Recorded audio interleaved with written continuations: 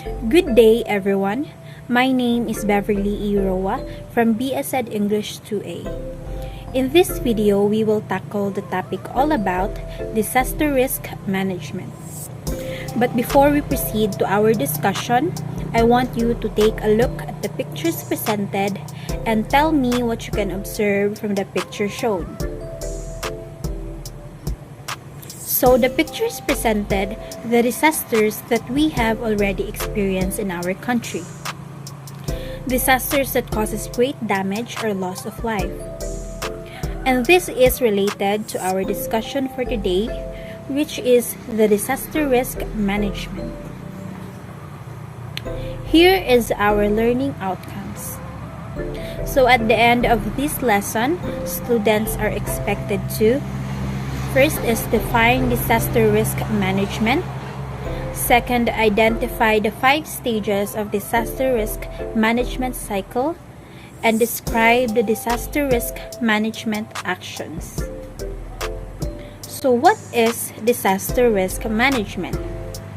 Disaster risk management is the application of disaster risk reduction policies and strategies to prevent new disaster risk, reduce existing disaster risk, and manage residual risk, contributing to the strengthening of resilience and reduction of disaster losses. When we say disaster, it is defined as a sudden or great misfortune or simply any unfortunate event. More precisely, a disaster is an event whose timing is unexpected and whose consequences are seriously destructive. Disasters hurt the poor and vulnerable the most. One of the biggest challenges of disaster or emergency management is the need to be prepared for a wide range of contingencies. A good place to begin a discussion of disaster management is by considering what constitutes a disaster. When a hazard event, such as a drought, flood, cyclone, earthquake, or tsunami, occurs triggering a loss of life and damage to infrastructure, it highlights the reality that society and its assets are vulnerable to such events. When discussing disaster risk management, a disaster can highlight the following in a community: the geographical area where the community is settled is exposed to such a hazard. The society, including individuals and its infrastructure, assets, and other processes, as well as services which may have experienced damage or destruction, are vulnerable. There are 5 stages of the disaster risk management cycle. When properly implemented, the disaster management cycle can lessen the impact of a catastrophic event. It can also incorporate the policies and emergency responses needed for a full, expedited recovery. So the cycle involves the following 5 stages. The first one is the prevention. So the best way to address a disaster is by being proactive. This means identifying potential hazards and devising safeguards to mitigate their impact. Although this stage in the cycle involves putting permanent measures into place that can help minimize disaster risk, it's important to acknowledge that disasters can't always be prevented. Prevention involves scenarios such as the following: implementing an evacuation plan in a school, for example, showing teachers how to lead students to safety in the event of a tornado or fire, planning and designing a city in a way that minimizes the risk of flooding, for example with the use of locks, dams, or channels, to divert water away from populous areas. The second one is the mitigation. Mitigation aims to minimize the loss of human life that would result from a disaster. Both structural and non-structural measures may be taken. A structural measure means changing the physical characteristics of a building or an environment to curb the effects of a disaster. For example, clearing trees away from a house can ensure that dangerous storms don't knock down the trees and send them crashing into homes and public buildings. Non-structural measures involve adapting or amending building codes to optimize safety for all future.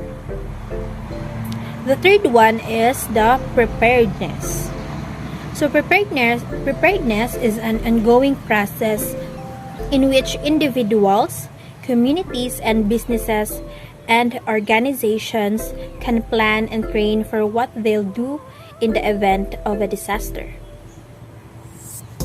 Preparedness is defined by ongoing training, evaluating, and corrective action, ensuring the highest level of readiness.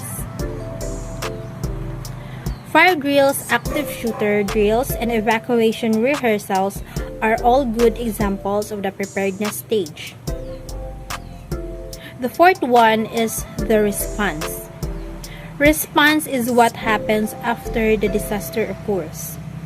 It involves both short and long-term responses.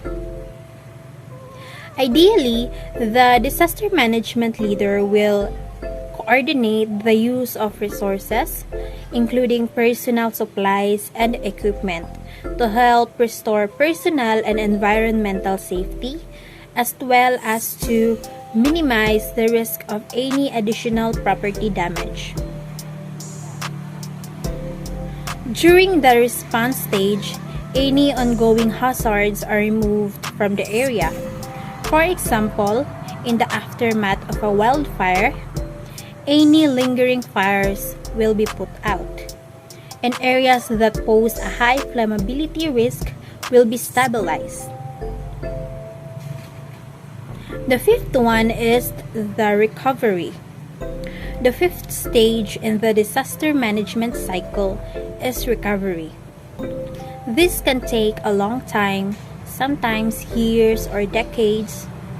For example, some areas in Manila have yet to fully recover from Hurricane Katrina in 2005. So it involves stabilizing the area and restoring all essential community functions. Recovery requires prioritization. First, essential services like food, clean water, utilities, transportation, and healthcare will be restored, with less essential services being prioritized later. Ultimately, the stage is about helping individuals, communities, businesses, and organizations return to a normal or a new normal depending on the impact of the disaster risk. Disaster risk management actions can be distinguished between prospective disaster risk management, correct disaster risk management, and compensatory disaster risk management, also called residual risk management. Prospective disaster risk management activities address and seek to avoid the development of new or increased disaster risk management. They focus on addressing disaster risks that may develop in future if disaster risk reduction policies are not put in place. Examples are better land use planning or disaster-resistant water supply systems. Corrective disaster risk management activities address and seek to remove or reduce disaster risk which are already present and which need to be managed and reduced now. Examples are the retrofitting, of critical infrastructure, or the relocation of exposed populations or assets. The next one is the compensatory disaster risk management. These are the activities strengthen the social and economic resilience of individuals and societies in the face of residual risk that cannot be effectively reduced. They include preparedness, response, and recovery activities, but also a mix of different financing instruments, such as national contingency funds, contingent credit insurance, and reinsurance and social safety nets.